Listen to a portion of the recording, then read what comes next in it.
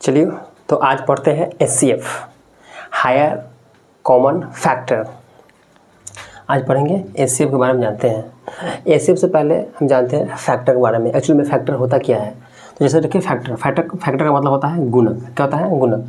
अगर 12 का फैक्टर निकालेंगे, इसका मतलब ये हुआ कि 12 को कौन कौन संख्या काट सकता है। 12 का फैक्टर का मतलब हो गया क्या कि 12 को कौन कौन संख्या काट सकता है। तो चलिए देखते हैं। 12 को 1 काट सकता है, 2 काट सकता है, 3 काट सकता है, 4 काट सकता है, 5 नहीं काटेगा, फिर 6 काटेगा, 7, 8, 9, 10 नहीं काटेगा, सिर्फ हो जाएगा 12 को तो काट सकता है। मतलब 1, 2, 3, 4, 6 और 12 ये सब संख्या 12 को काट सकता है। तो इसका क्या हो गया? फैक्टर। क्या हो गया? फैक्टर। 24 का भी क्या होगा? 24 को 1 काट सकता है, 2 काट सकता है, 3 काट सकता है, 6 काट सकता है, सॉरी इससे पहले से 4 काटेगा, 4 काटेगा, 6 काटेगा, 8 भी कटेगा, 8 के बाद क्या आ जाएगा? 9 नहीं कटेगा, 10 नहीं कटेगा, 11, 12 से कटेगा। उसके बाद 12 के बाद क्या होगा? 13, 14, 15, 16, 17 नहीं कटेगा, डायरेक्ट 24 होगा। कितना होगा? 24 होगा। अब देखना है इसमें है कि ये इसका फैक्टर हो गया, 12 का फैक्टर ये हो गया, 24 का फैक्टर ये हो गया। कहने का मतलब ये हो गया कि 24 को इतना सारा संख्या इसको काट देगा और 12 को इतना सारा संख्या इसको काटेगा। अब देखना है इस दोनों में कॉमन मतलब सामान्य, जो दोनों में मौजूद हो उसको बोलते हैं कॉमन फैक्टर। अब इसका हम देखते हैं कॉमन। क्या बोलते हैं? कॉमन फैक्टर क्या होगा? इसका कॉमन फैक्टर क्या होगा? देखो, एक इसमें भी है, एक इसमें भी है, एक हो गया तो एक क्या हो गया? ये हो गया। उसके बाद 2 इसमें भी है, 2 इसमें भी है तो 2 हो गया। उसके बाद 3 इसमें भी है, 3 इसमें भी है तो 3 हो गया।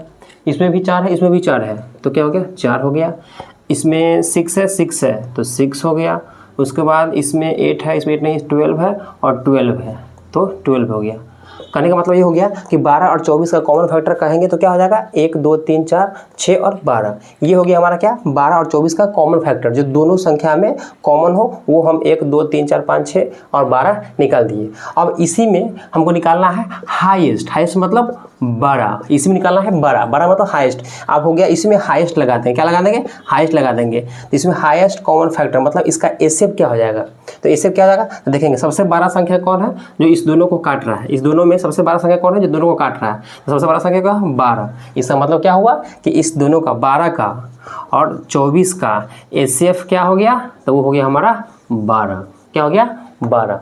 आई होप आपको समझ में आया होगा कि कॉमन फैक्टर कैसे निकालते हैं और उससे हम HCF कैसे निकालते हैं। ये आपको समझ में आ गया होगा। एक बार इसको ध्यान से देख लेंगे। अब चलते हैं कुछ क्वेश्चन पे।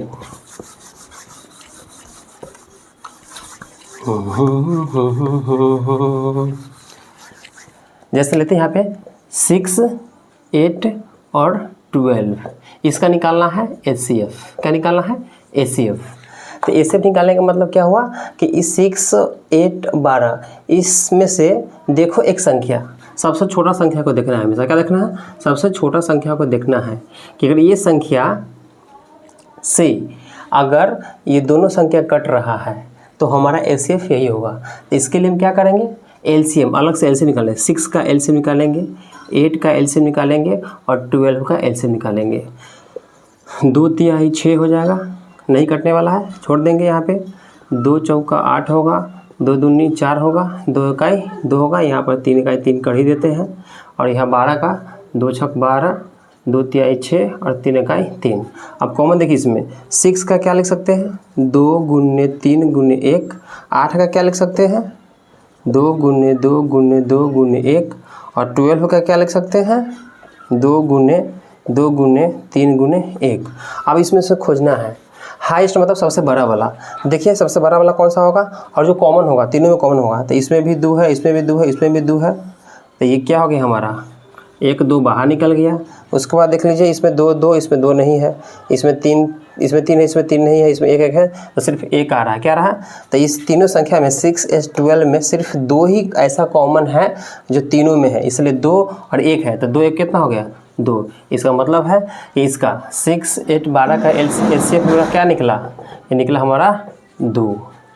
आई होप आपको समझ में आया होगा और इसे ध्यान से देखेंगे और पढ़ेंगे। मिलते हैं नेक्स्ट वीडियो में।